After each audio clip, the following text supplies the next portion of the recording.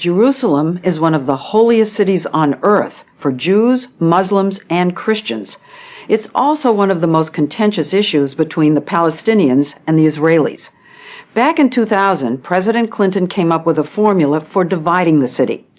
Areas populated mostly by Jews would remain Israeli. Those populated mostly by Arabs would become the new Palestinian capital. And that meant that for the most part, East Jerusalem would go to the Arabs. But since then, more and more Israeli settlers have moved into the Arab-populated areas.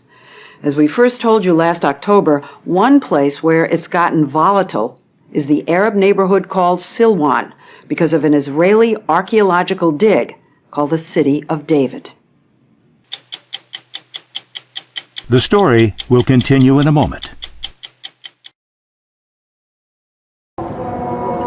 Go to Jerusalem today, and you'll likely visit the City of David, one of the world's great archaeological wonders, where diggers are sifting back through time, scores of workers filling hundreds of buckets, unearthing thousands of years. This tunnel is 3,850 years old.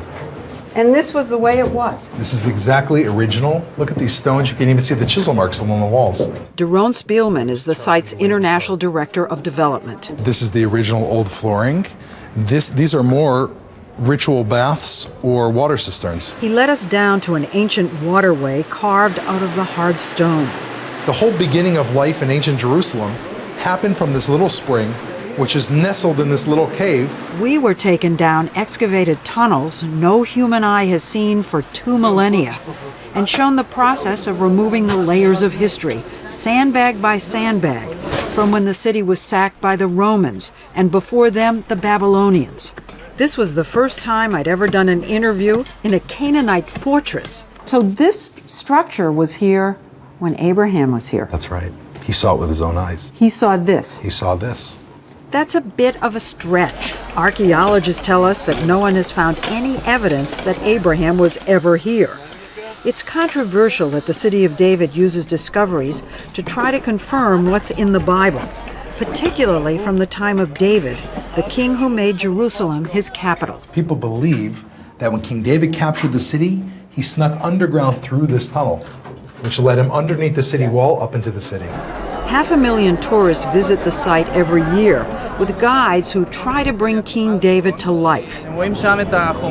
There's an implicit message that because David conquered the city for the Jews back then, Jerusalem belongs to the Jews today. Today, I've seen scores and scores of soldiers coming through. It's part of their cultural day to try to learn about what they're fighting for.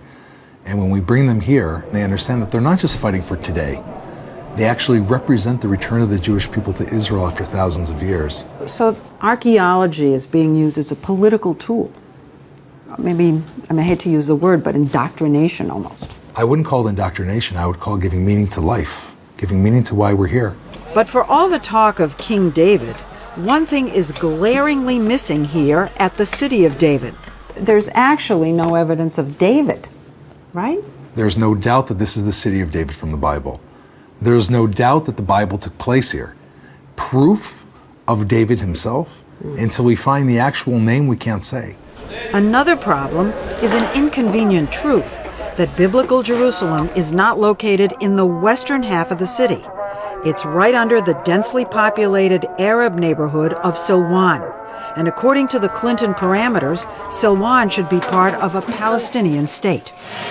To remedy that, organizations that move Jewish settlers into Arab areas have infiltrated Silwan.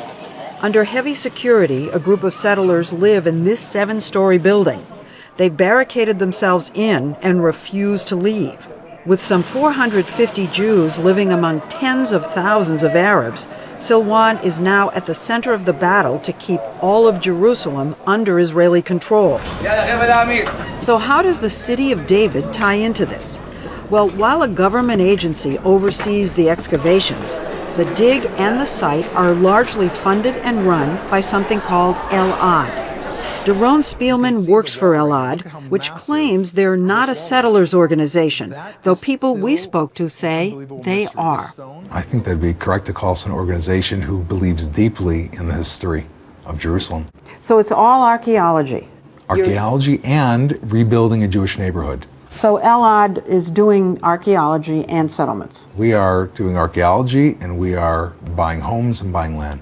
But is it Elad's goal to ease the Arabs away from right where we are right now? Put it this way, if there's a home that an Arab wants to sell and I have the money to buy it and I can enable a Jewish family to live there and I can dig archaeologically underneath it, then I think that's a wonderful thing to do. The Arabs say it's a provocative thing to do.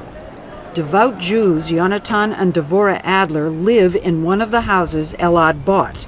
Elad has raised tens of millions of dollars, half from the United States, and buys these homes on land the Palestinians claim for a future state. The Adlers raised their 6 kids here on the actual dig. The city of David is where Jerusalem began. This is where prophets walked. This is where half of the Bible was written. This is what we're talking about. And yet, when you see those maps, it's over on the Palestinian side.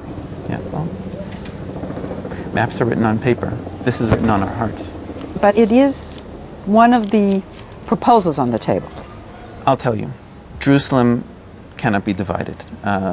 Jews would never allow it. The Adlers say they don't mind living behind gates and having guards on their roof. They would never consider leaving. But you're like a soldier on the front line. I don't think we see ourselves as soldiers at all. We see ourselves very much as regular, everyday people living in a very, very special place. Palestinian Jawad Siam was born in this very, very special place and says he can trace his roots here back 930 years. He's pessimistic about the Palestinians ever having their own state. What will happen to this village if there's a two-state solution? I don't think there will be a two-state solution. It's not possible to do it. Today, the settler groups are much stronger than before. The settler groups in Jerusalem, they are controlling. He's angry that Elad bought his grandmother's house and moved a number of Jewish families in. So he's become an activist leader in Silwan, where there have been a string of escalating confrontations. In this protest at the city of David, Jawad got into a shouting match with a site worker behind a gate. And you will be rubbish of the history. There is no proof that King David was here. You want to take our village. Some of the incidents have become violent, like this one back in October. Boys were throwing stones at passing cars. Watch what happens next as 2 of the boys get hit by one of the cars. The driver was, of all people, the head of Elad. He later went to the police and said he hadn't stopped because he felt his life was in danger. Both boys survived, one with a broken leg. Fighting often erupts here with Israeli guards brought in to protect the settlers. Clashes are daily inside Silwan between the villager and settlers and the gun guards for the security there. The government pays for the gun guards? It's tax money. I pay it. Everyone who is paying taxes is paying. You pay taxes, and that money goes to pay for the guards to guard the settlers. Yeah, of course. So you're helping guard the settlers? Yeah, I'm a fan of the settlers, of the gun guards. Jawad says that Elad uses the dig's archaeological prestige to hide its aim of moving the locals out. And he believes that the tunneling is a way for Elad to extend its reach deeper into Silwan. They think you're digging under their houses. It does at points go underneath homes, deep underneath the ground, which is why we have these metal supports around us. But it's under Arab homes. It's under Jewish homes, Arab homes, and a road. What concerns these residents, Lesley, is not the tunnel. It's where the tunnel's going. It's what the tunnel means that concerns them. Well, where's the tunnel going? The tunnel one day will open into the Western Wall Plaza, and you will have undergone an experience that shows the Jewish temple was important 600 years before Muhammad. To understand why this is so explosive, you have to understand the geography. Silwan lies in the shadow of some of the holiest sites in the world: Judaism's Western Wall and Islam's Dome of the Rock and Al-Aqsa Mosque. There's a feeling of encroachment. The Arabs feel it. There's no other place in the world that Jews want to live more than here. The Arabs have Mecca, they have Medina, and they may also be interested in Jerusalem, but for the Jews, this is our only home. That feeling of Jewish encroachment has been heightened by the mayor of Jerusalem, Nir Barkat, who is doing all he can to make sure East Jerusalem remains under Israeli sovereignty. We have to maintain a united Jerusalem. The mayor brought us to a hilltop over Silwan to show us his latest project called King's Garden. This is the most important area in the world, In the whole world. definitely. And in the valley, right there below us, is where King's Garden was. He wants to create a Bible-themed garden and turn it into a tourist park adjacent to the city of David. But as with the dig, the local Arabs see this as another attempt to gobble up their side of Jerusalem. Building the mayor's park requires demolishing 22 Arab homes in Silwan. If you began to demolish these houses, it would be explosive, wouldn't it? That's why you have to be very smart and sensitive dealing with an area so important in the city of Jerusalem. He says that area is a slum in which the houses were built illegally, and his plan will fix that.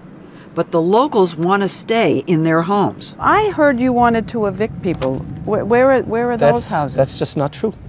To accept, Well, wait, if you make a park, then those houses can't be there anymore. they mustn't have been there in the first place. So you will evict. You will evict. Not evict. When you improve their quality of life, the right word to say is that you're dealing with improvement of quality of life. His park, he says, will upgrade the area, and he'll allow the people who'll be evicted to build new houses nearby. But locals tell us the only way to do that would be to build on top of other homes in Silwan. The European Union, the United Nations, has criticized this plan to get rid of these 22 homes.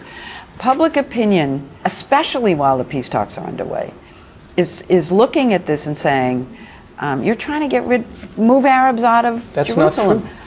But that's the way it looks. And my question is, why not wait till the peace talks are settled? Lesley, the facts are wrong.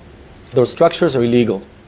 They're sitting on an area that the world wants to be part of a city that is flourishing, that is clean, that is beautiful.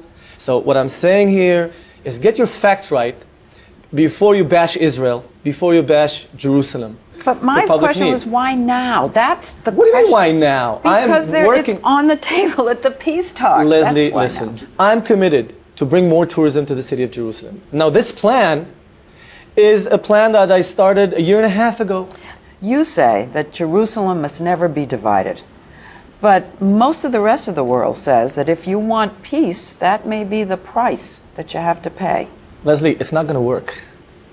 You have to understand that for a city to be functional, to increase tourism, to be able to see the sites that you've seen, it has to be a united city. Meanwhile, in the city of David, the excavations are continuing in full force.